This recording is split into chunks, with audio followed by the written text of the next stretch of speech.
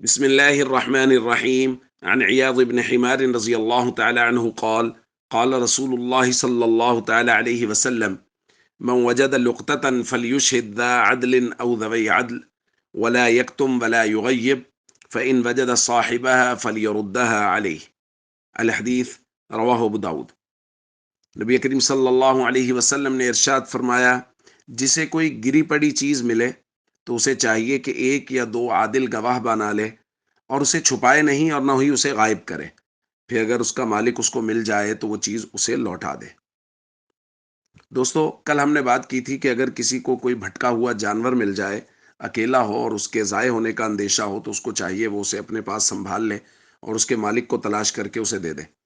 آج ہم بات کر رہے ہیں کہ کوئی بھی گری پڑی چیز، وہ پیسے ہو سکتے ہیں، وہ کسی کا کوئی ضروری سامان ہو سکتا ہے، وہ کسی کی کوئی قیمتی زیور کوئی چیز ہو سکتی ہے،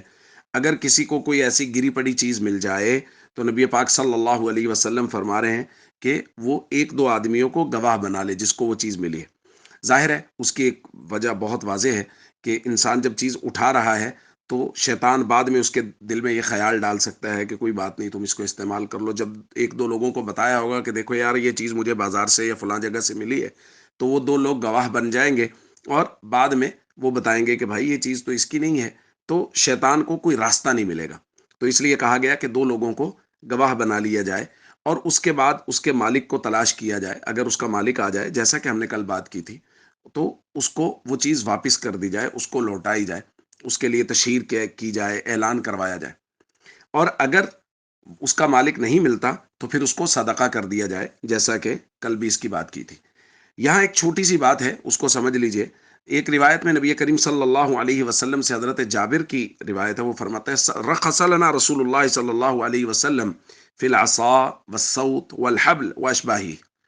کہ نبی کریم صلی اللہ علیہ وسلم نے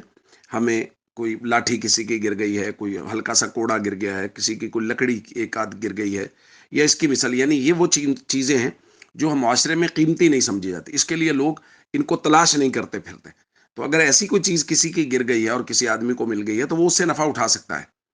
تو حضور علیہ الصلوۃ والسلام نے اس کی اجازت دی ہے کہ ایسی چیزوں سے نفع اٹھا سکتا ہے جس کو، جو بہت معمولی ہوں، بہت ہلکی ہوں، لیکن یہ کہ اگر ان کا بھی مالک آ جائے گا تو وہ ان کو واپس کرنی پڑیں گی۔ تو اس لیے ہم سب کو چاہیے،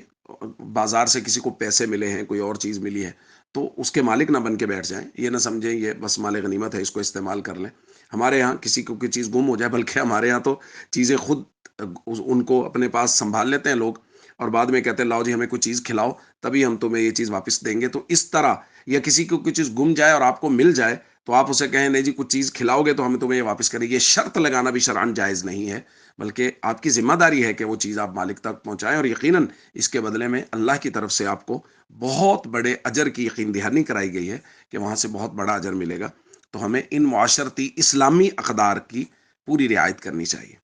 السلام علیکم ورحمۃ اللہ وبرکاتہ۔